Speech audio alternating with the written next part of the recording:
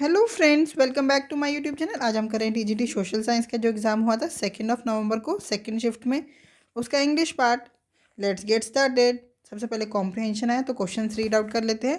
Question number 1, what is the main theme of the passage. Question number 2, identify the structure of the passage.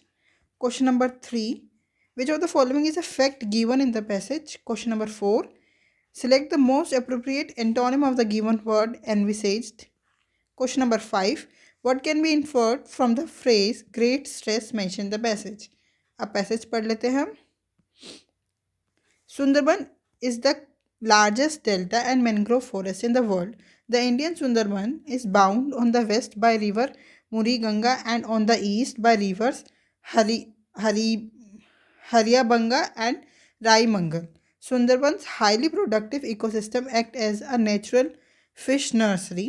The biogeography of Sundarbans is unique and region harbors a rich diversity in terms of species content, ecosystem and habitat types. This deltic ecosystem, which is a single largest continuous area in the world for the threatened Bengal tiger and the largest contiguous mangrove patch on the globe, is very productive and well known for its greater degree of specialization. The entire eastern India is dependent on the fishery resources from Sundarbans. More than 40 species of mammals, 163 species of bird, 56 species of reptiles, 165 species of fish, 23 species of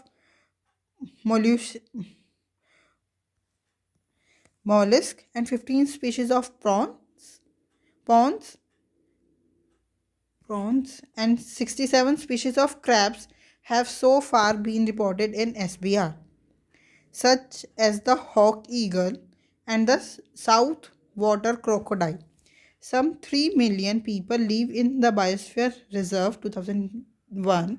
They depend directly on forest and forest based resources since agriculture is not productive enough due to saline water. Sales of timber, fuel wood, thatching, leaves, honey, and wax are the main source of income. Due to demographic pressures, and the Sundarban is under great stress, and therefore an eco development program is envisaged based on a highly participative approach of the local communities। देखो main theme क्या है ये देख लेते हैं। Uh mangrove forest, forest management, Bengal tiger और fish nursery. Fish nursery उन्होंने बताया है कि आ, मतलब बेस्ड है उस पर, बट ये पूरा सब ये जो पूरा पैसेज है वो किसके बारे में है? मैनग्रोव फॉरेस्ट सुंदरबंस के बारे में। तो आंसर क्या हो गया हमारा? Option number 1 is the correct answer. Question number 2, identify the structure of the passage. देखो क्या है स्ट्रक्चर? एक्सपोजिटरी, नरेटिव, डिस्क्रिप्टिव या एनालिटिकल। देखो एक्सपोजिटरी का क्या मतलब होता है कि उस टॉपिक को एक्सप्लेन करे, इन्फॉर्म करे, इन्फॉर्मेशन दे और उसके बारे में क्लैरिफाई करे।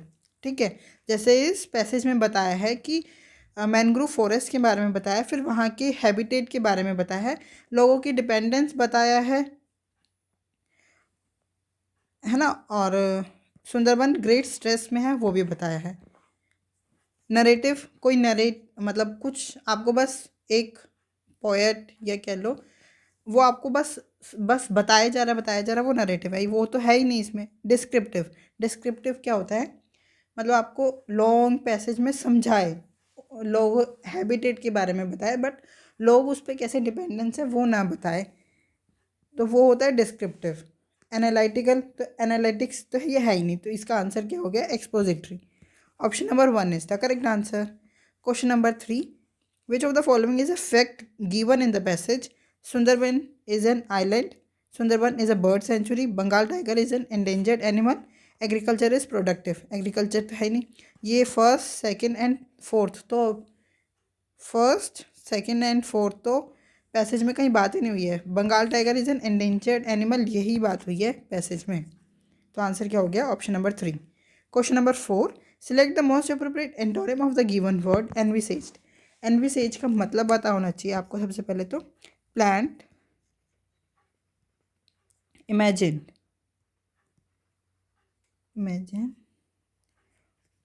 और visualized in advance. In advance. ये होता है एनविसेज्ड का मतलब। एनविजन्ड, एनविजन्ड देखो ये दोनों सेम मीनिंग हो गए कि एनविजन का क्या मतलब होता है, विजुअलाइज्ड इन एडवांस, है ना, नाम से ही पता चल रहा है एनविजन, जिस पहले ही जो विजन हो, तो visualised in advance. Developed, developed का मतलब होता है ग्रोन और फॉर्म्ड, ग्रोन और formed. Oblivious, oblivious, unaware, unconscious, not conscious, unaware,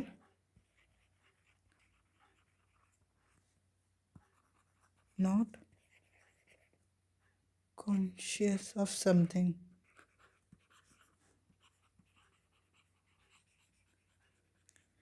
outraged, very angry, extremely angry।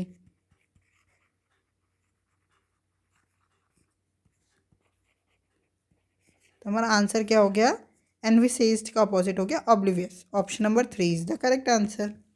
Question number 5, what can be inferred from the phrase great stress mentioned in the passage? First, government is taking steps to manage the ecosystem. Second, local people need relief measure to relieve their stress. Third, Sundarbans is very much affected by anthropogenic activities. Fourth, tribal people are looking for resettlement. देखो passage में सुंदरबन के बारे में बात हो रहा होगा, तो यहाँ पे जो ग्रेट स्ट्रेस है वो भी तो सुंदरबन से ही रिलेटेड होना चाहिए ना, तो Sundarban is very much affected by anthropogenic activities.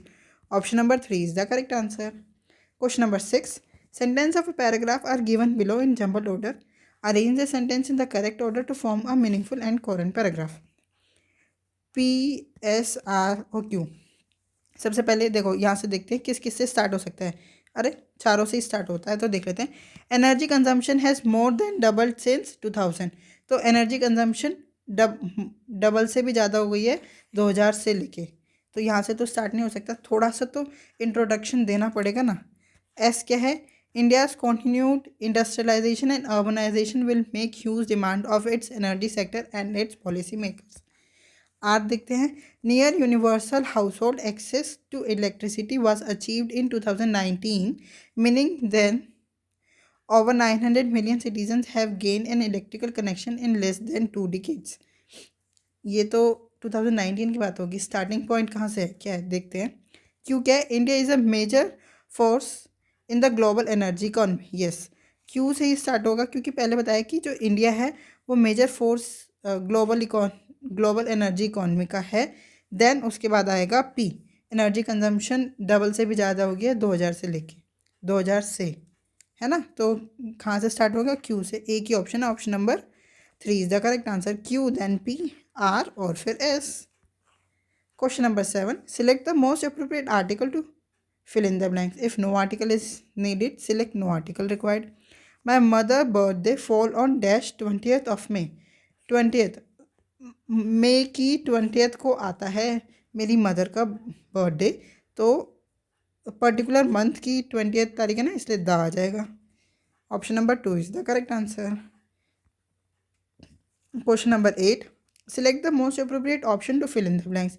We enjoyed a dash evening by the fireplace। कैसी इवनिंग, ट्रैंक्विल, डिजेक्टेड, ग्लूमी या बॉयस्ट्रस। देखो ट्रैंक्विल का क्या मतलब होता है, calm, peaceful, peaceful and relaxing.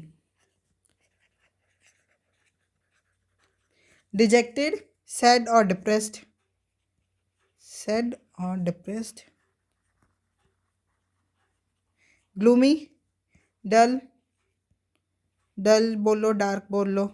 बॉयस्ट्रस, noisy और एनर्जेटिक।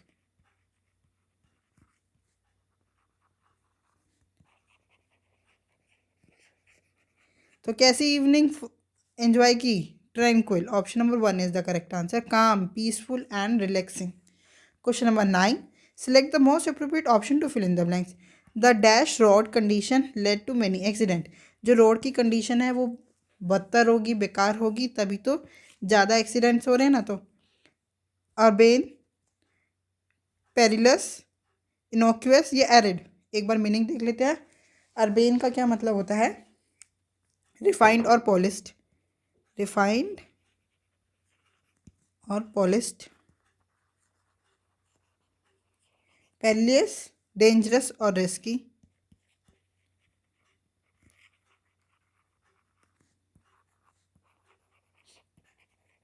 इनोक्यूअस, हार्मलेस, ये तो हो ही नहीं सकती। हाँ, इनोक्यूअस, क्योंकि ये पॉजिटिव सेंस में वर्ड है। हार्मलेस, हार्मफुल है तभी तो एक्सीडेंट हो रहे हैं ना। एरिड, ड्राई और बैरन, ड्राई और बैरन। तो आंसर क्या हो गया हमारा? Perilous. Option number 2 is the correct answer. The dangerous और risky road condition led to many accidents. Question number 10, select the most appropriate antonym of the underlined word in the given sentence. Even after a sluggish start at the beginning of the academic year, the underachievers swiftly matched the standards of the toppers by year end. यहाँ पे sluggish का क्या मतलब है वो देख लेते हैं। सबसे पहले sluggish का slow, lethargic और lacking energy।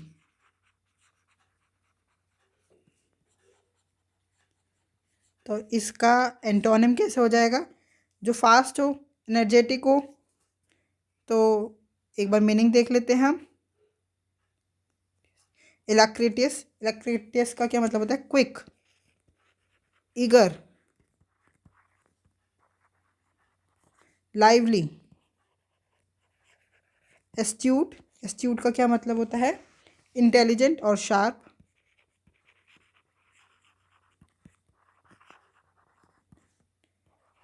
शार्प। एट्रिशनल का क्या मतलब होता है? Gradual wearing down, weakening, gradual wearing down, weakening. Altruistic, altruistic का मतलब होता है सेल्फलेस। देखो, अब स्लगिश का एंटोनिम क्या हो गया? जो क्विक हो, एनर्जेटिक हो। तो option number 1 is the correct answer, alacritous. Sluggish का एंटोनिम इलेक्ट्रिटियस हो गया। Question number 11, select the most appropriate meaning of the given idiom. To have a bee in one's bonnet. To have a bee in one's bonnet का मतलब क्या होता है? पहले तो ये पता होना चाहिए। टू बी कॉन्स्टेंटली थिंकिंग और worrying about a one particular idea, मतलब एक ही आइडिया पे ही कॉन्स्टेंटली सोचा भी जाए और मतलब बार बार विचार भी किया जाए। टू बी ईजली डिस्ट्रैक्टेड और scatter brain. To have an obsession और preoccupation with particular idea. To be overly excited about something. To be extremely busy or overwhelmed with task. नहीं, यह है to have an obsession or preoccupation with particular idea. Option number 2 is the correct answer. Question number 12, select the incorrectly spelled word. Guarantee, connoisseur, collegium या fortnight. देखो, guarantee, आप किसी की guarantee दे रहे हो और गारंटी जी स्पेलिंग बिल्कुल सही है। कॉन्श्योर, यस, यही गड़बड़ है। देखो यहाँ आई और ई का उल्टा हो गया। CONNOISSEUR,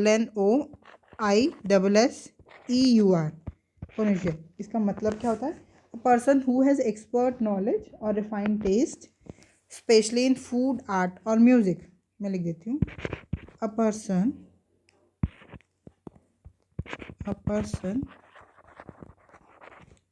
who has expert knowledge or refined taste, especially in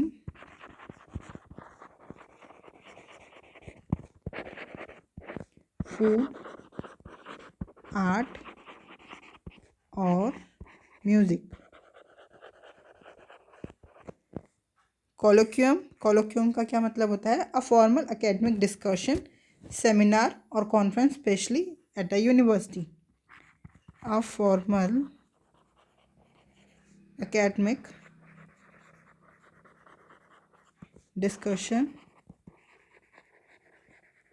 seminar,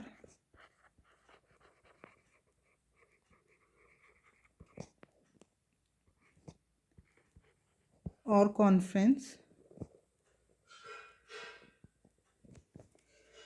specially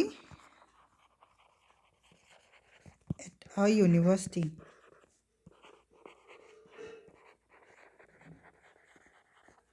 Fahrenheit a degree of measurement. तो आंसर पता चल गया? हाँ, option number 2 is the correct answer. Question number 13, select the most appropriate meaning of the given idiom. Beat around the bush. Beat around the Bush का क्या मतलब होता है? आप जो आपका मेन पॉइंट है ना, आप उसको छोड़ के आगे पीछे की सारी बात कर लो, वही होता है beat around the bush. To avoid the main topic. To avoid the main topic, option number 1 is the correct answer. Question number 14, select the most appropriate article to fill in the blanks. If no article is needed, select no article required. My daughter played dash cello as well at the church that she received an offer from a particular band. देखो cello एक musical instrument है, तो musical instrument से पहले हम the का use करते हैं। The music, the cello, option number 3 is the correct answer. Question number 15, select the most appropriate form of the adjective given in the brackets to fill in the blanks. The climate in this region is becoming dash extreme due to global warming. देखो हम compare कर रहे हैं change और comparison over time. Change shows a change और comparison over time है ना, is becoming और ग्लोबल वार्मिंग का है ना, इसलिए यहाँ पे कंपैरेटिव डिग्री यूज होएगी। क्या? मोर extreme. More extreme. Answer option number 1 is the correct answer. Question number 16, select the option that can be used as one word substitute for the given group of words. When a person accidentally uses a word that sounds like the one they meant but that has a totally different meaning, इसके लिए हम क्या one word use करेंगे वो पूछा है। मैलाप्रोपिज्म, jargon, new new न्यूलोगिज्म या यूफिज्म। तो मैलाप्रोपिज्म का क्या मतलब होता है? Accidental use of a wrong with that similar sound. Accidental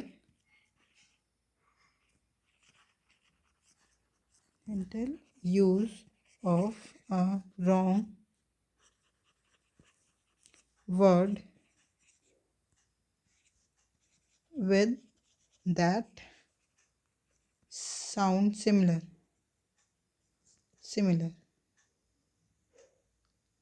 Jargon, specialized or technical language used by a particular group or profession.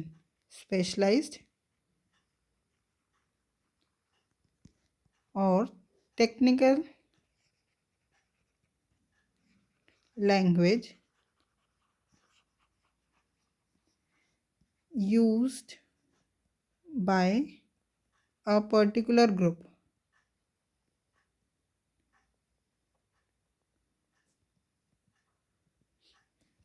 Neologism, newly coined word. Newly coined word or expression.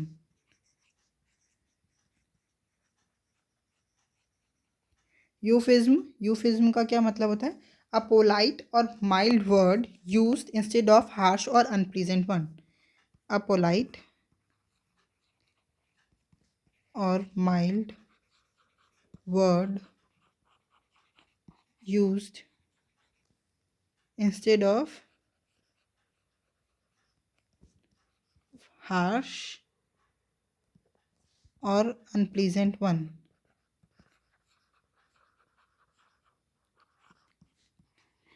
तो one word substitute क्या हो गया? Malapropism. Option number 1 is the correct answer. मैं आपको और जो options होते हैं उनके मीनिंग इसलिए बताती हूँ ताकि अगर क्वेश्चन पेपर में ऐसा आ जाए जो उन मीनिंग से हो तो हम उसी टाइम अटैम्प्ट कर सकें, और इससे ना हमारा एक ही क्वेश्चन में चार वर्ड भी लर्न हो जाते हैं। तो आप या तो मैं इसकी PDF दे देती हूँ, उसी से ही आप रिवाइज करते रहिए, या आप साथ साथ लिख लिया करिए। Question number 17, identify the incorrectly spelled word in the given sentence. Her prospections become the reason for the vivisection done to her because such idiosyncrasies were considered unwomanly, and this accident developed a Laodicean attitude in her children. देखो, loud lackadaisical lackadaisical का क्या मतलब होता है? Lack of enthusiasm, lack of enthusiasm. Idiosyncrasies, peculiar habits or trait of a person. Habits or traits of a person. Prospicence नहीं होता, prespiscence होता है। Prespi नहीं, perspi, PERSPICNCE, perspiscence, keen insight और understanding।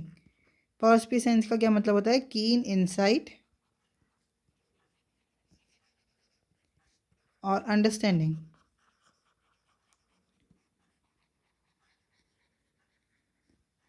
और vivisection is the act of being buried alive, the act of being buried alive। तो हमारा answer क्या हो गया? Option number 3 is the correct answer. यहाँ लिख देती हूँ PERSPICNCE, persistence। Question number 18. Select the option that can be used as one word substitute for the given group of words. The omission of one or more words that are obviously understood but must be supplied to make a construction grammatically complete. Direct, direct मतलब straightforward, straightforward। Ellipsis, Ellipsis मतलब कुछ चीज़ भूल जाना, मतलब omission of one और more words. Verbose, verbose का क्या मतलब होता है? Verbose is using more words than necessary, using more words than necessary. और redundant is unnecessary repetitive, unnecessary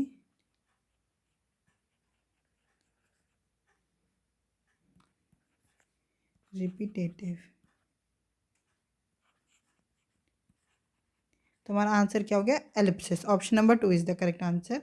ये तो हमारे को ऑप्शन पढ़ के भी पता चल रहा था कि ओमिशन ऑफ वन और मोर वर्ड्स का आंसर एलिप्सिस होगा। क्वेश्चन नंबर 19, वही हमारा जंबल्ड ऑर्डर का वर्ड है। सबसे पहले देखो कहाँ कहाँ से स्टार्ट हो सकता है, 5 से, 2 से, 1 से और 1 से। तो पहले सबसे पहले हम क्या पढ़ते हैं? 1 पढ़ते हैं। These missions aim to search, कौन से मिशंस, पहले उसके बारे में पता होना चाहिए ना। फिर 2, as technology advances the possibility of space exploration are expanding. ठीक है, पॉसिबिलिटी बढ़ गई है स्पेस एक्सप्लोरेशन की, बट हमारे को स्पेस मतलब स्पेस एक्सप्लोरेशन के बारे में कुछ तो इंट्रोडक्शन होना चाहिए ना। देन आप पढ़ेंगे हम 5th। In recent years there has been a renewed interest in space exploration driven by a desire to understand our place in the universe and explore the potential of life beyond Earth. Yes, 5th से ही start होगा। Recent years में मतलब वो बता रहे हैं ना कि इंटरेस्ट दोबारा बढ़ गया है, तो 5th से एक ही स्टार्ट है। Option number 1 is the correct answer. एक बार पढ़ लेते हैं फिर भी। 5th के बाद आएगा 2nd, as technology advances the possibility of space exploration are expanding opening up new frontiers for scientific discovery and potential human settlement beyond Earth. ठीक है। Then 4, meanwhile agencies like NASA, ESA are planning ambitious missions to the moon and Mars. Then, these missions aim to search for signs of life, study the planet geology and climate, and pave the way for potential human exploration in the future. Yes, then third, private companies like SpaceX and Blue Origin are also playing a significant role in the development of space tourism and commercial space travels. Yes, option number 1 is the correct answer. Question number 20. Select the most appropriate antonym of the underlined word in the given sentence. The novel protagonist was a nefarious character driven by greed and malice. तो नेफ्रियस का क्या मतलब होता है? पहले तो वही पता होना चाहिए. विग्ड,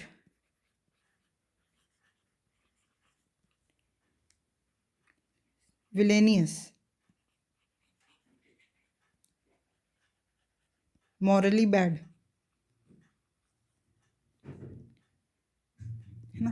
तो विलेनियस वर्ड यूज यहाँ हो गया, मतलब इसका सिनोनिम हो गया. नेफ्रियस का विग्ड भी सिनोनिम हो गया. मेलिगजेंट मेलिग्नेंट मेलिग्नेंट का क्या मतलब होता है? Harmful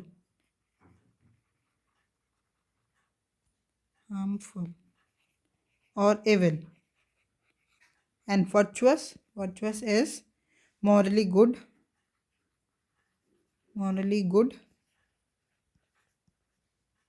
honorable, righteous. तो हमारा आंसर क्या हो गया? Virtuous. Option number 4 is the correct answer. I hope आपको ये 20 क्वेश्चन अच्छे से समझ में आए. अगर आपको कोई भी डाउट है तो आप हमसे जुड़ सकते हैं @mathspS1 टेलीग्राम चैनल पे. Thank you. Keep learning, keep practising.